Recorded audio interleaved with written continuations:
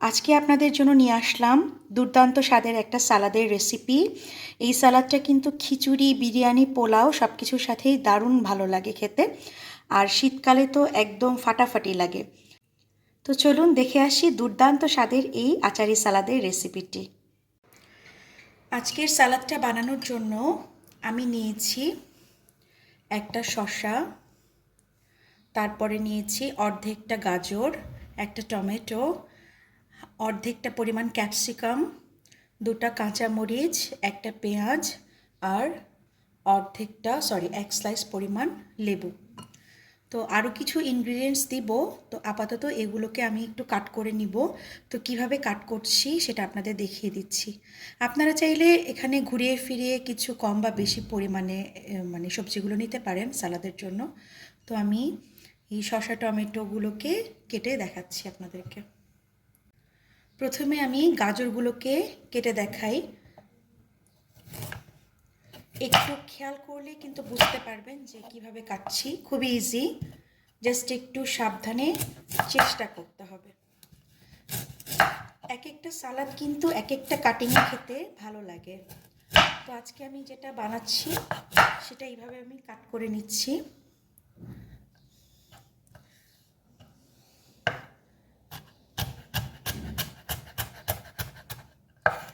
দেখুন, এইভাবে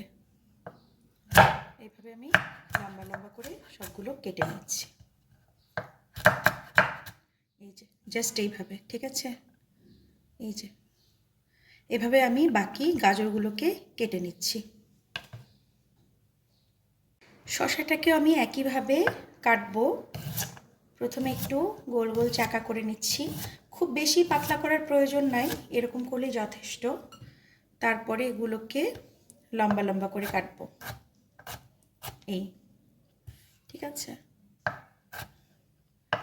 আমাকে কিন্তু একজন রিকোয়েস্ট পাঠিয়েছিলেন সালাদ কাটিং দেখানোর জন্য, মেইনলি আমি সেজন্যই দেখাচ্ছি। তো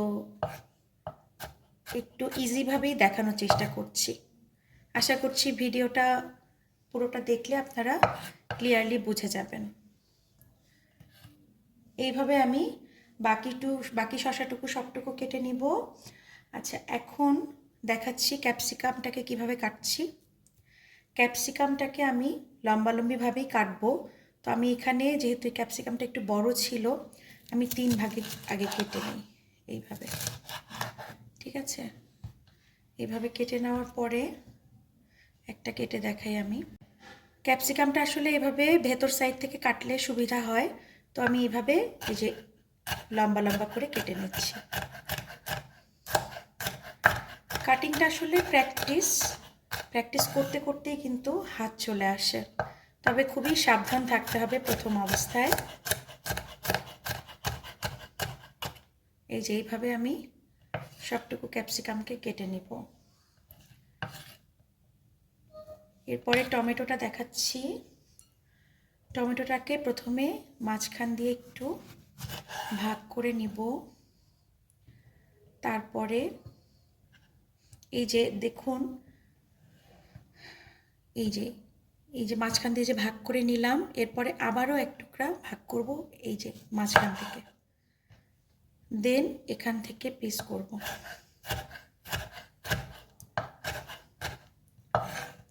এই যে এইভাবে লম্বালম্বি পিস করে নিব, ঠিক আছে? এভাবে বাকি টমেটোগুলোকেও আমি পিস করে নিচ্ছি। এখন পেঁয়াজটা দেখাই। পেঁয়াজটাকেও আমি এইভাবে আগে প্রথমে একটু এইভাবে গোল গোল করে কেটে নিচ্ছি। এখানে একটা মিডিয়াম সাইজের পেঁয়াজ ছিল, তো সেটাকে আমি এভাবে একটু গোল গোল করে কেটে নিলাম। এরপরে দেন আমি এটাকেও লম্বালম্বিভাবে কাট করে নিব, এই যে, ঠিক আছে? এইভাবে পেঁয়াজটাকেও কেটে নিলাম। দেন মরিচ আসলে একটু ছোট করে কাটলেই ভালো হয়। তো মরিচটাকে দেখাই। মরিচটাকে আমি একটু আড়াআড়ি, ছুরিটাকে একটু আড়াআড়ি করে ধরে কাটবো, তাহলে দেখতে একটু ভালো লাগবে। আপনারা চাইলে সোজাভাবেও রাখতে পারেন। তো আমি আজকে একটু আড়াআড়িভাবে কেটে দেখাচ্ছি।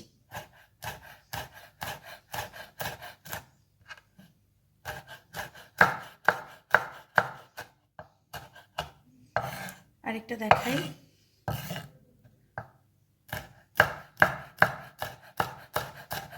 একটু সাবধানে কাটতে হবে, যদি রিস্ক মনে হয় সেক্ষেত্রে আপনারা কিন্তু কাঁচি দিয়েও কাটতে পারেন। এই যে মরিচটাকে এইভাবে কেটে নিলাম, ঠিক আছে। তো সবগুলো মানে সালাদের উপকরণগুলোকে আমি এইভাবে কেটে নিচ্ছি, কেটে নিয়ে তারপরে বাকি প্রসেসটা দেখিয়ে দিচ্ছি। সালাদের সব উপকরণগুলোকে কিন্তু আমার কাটা হয়ে গিয়েছে। এখন আমি এক এক করে বাকি উপকরণগুলো যোগ করব। এখানে দিয়ে দিচ্ছি ওই যে 1 চিলটি আমি লেবু কেটে রেখেছিলাম, সেটা রসটুকু দিয়ে দিচ্ছি। দিয়ে দিলাম 1 ফালি পরিমাণ লেবুর রস। আরও দিয়ে দিব কিছুটা ধনিয়া পাতা কুচি। দিয়ে দিচ্ছি কিছু ধনিয়া পাতা কুচি, এটা আপনাদের ইচ্ছা, দিলে দিতে পারেন, চাইলে স্কিপ করতে পারেন। আরও দিয়ে দিচ্ছি 1/2 চা চামচেরও কম পরিমাণ কিছুটা লবণ। লবণটা আপনাদের স্বাদ মতো দিবেন। এরপরে দিব আমার মেইন টুইস্ট, এখানে আমি আচারের তেলটা ব্যবহার করব। তো এখানে আমি আমার জলপাইয়ের টক ঝাল যে আচারটা আছে সেখান থেকে 1 চামচ পরিমাণ আচারের মশলাসহ তেল নিয়ে নিচ্ছি। এখানে 1 টেবিল চামচ পরিমাণ নিয়েছি, এটা দিয়ে দিচ্ছি।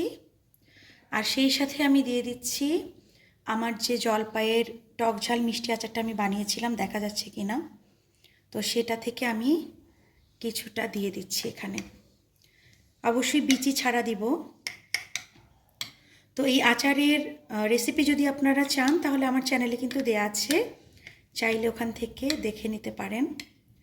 তো দিয়ে দিচ্ছি এটাও 1 টেবিল স্পুন পরিমাণ।